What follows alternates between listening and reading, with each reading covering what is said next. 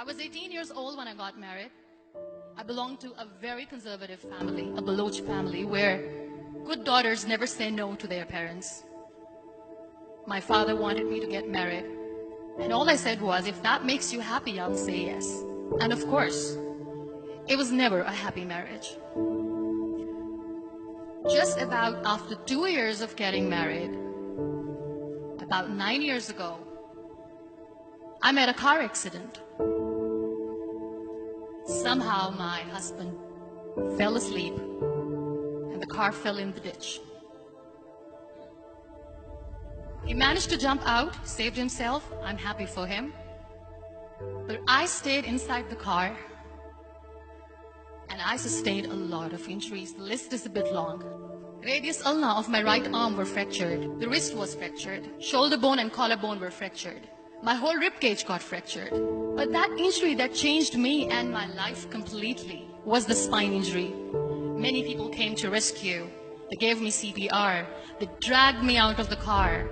And while they were dragging me out, I got the complete transection of my spinal cord. Those 2.5 months in the hospital were dreadful. I was at the verge of despair. One day, doctor came to me and he said, well, I heard that you wanted to be an artist, but you ended up being a housewife. I have a bad news for you. You won't be able to paint again. Next day, doctor came to me and said, your spine injury is so bad. You won't be able to walk again. I took a deep breath and I said, it's all right.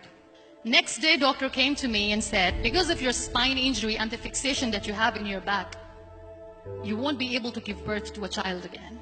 That day, I was devastated. I started to question my existence. Why am I even alive? So what kept me going was, one day I asked my brothers, I know I have a deformed hand, but I'm tired of looking at these white walls in the hospital and wearing these white scrubs. Bring me some colors, bring me some small canvas. I want to paint. So the very first painting I made was on my deathbed, where I painted for the very first time. What an amazing therapy it was. Without uttering a single word, I could paint my heart out. I could share my story. People used to come and say, what lovely painting. So much color. Nobody could see the grief in it. Only I could. And that day I decided that I'm going to live life for myself. I am not going to be that perfect person for someone. I am just going to take this moment and I will make it perfect for myself. That I'm going to fight my fears. So I wrote down one by one all those fears. And I decided that I'm going to overcome these fears one at a time. You know what was my biggest fear? Divorce. But the day I decided that this is nothing but my fear, I liberated myself by setting him free.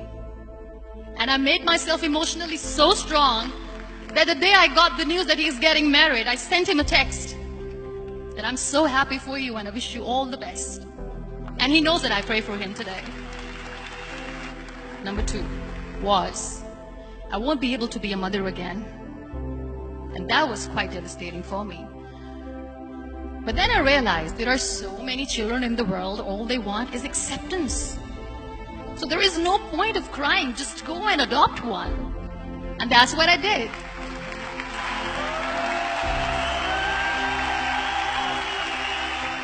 I gave my name in different organizations, different orphanages, and I waited patiently. 2 years later, I got this call from a very small city in Pakistan. I got a call and they said, are you Muniba Mazari? There is a baby boy and would you like to adopt?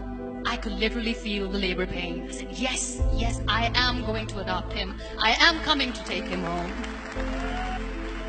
And that day, I was 2 days old, and today he's 6. You know, when you end up being on the wheelchair, what's the most painful thing?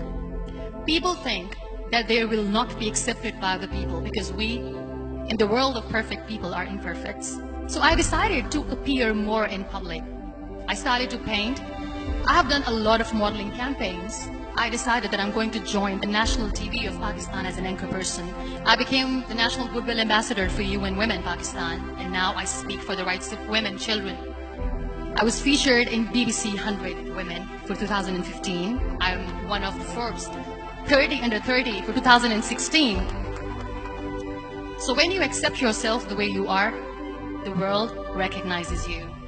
It all starts from within. We have this amazing fantasy about life. This is how things should work. This is my plan. It should go as per my plan. If that doesn't happen, we give up. I never wanted to be on the wheelchair. Never thought of being on the wheelchair. This life is a test and a trial, and tests are never supposed to be easy. So when you are expecting ease from life, and life gives you lemons, then you make the lemonade, and then do not blame life for that. It is okay to be scared. It is okay to cry. Everything is okay, but giving up should not be an option. They always say that failure is not an option. Failure should be an option, because when you fail, you get up, and then you fail, and then you get up, and that keeps you going. Embrace each and every breath that you are taking. Celebrate your life. Live it. Don't die before your death. Real happiness lies in gratitude. So be grateful, be alive, and live every moment.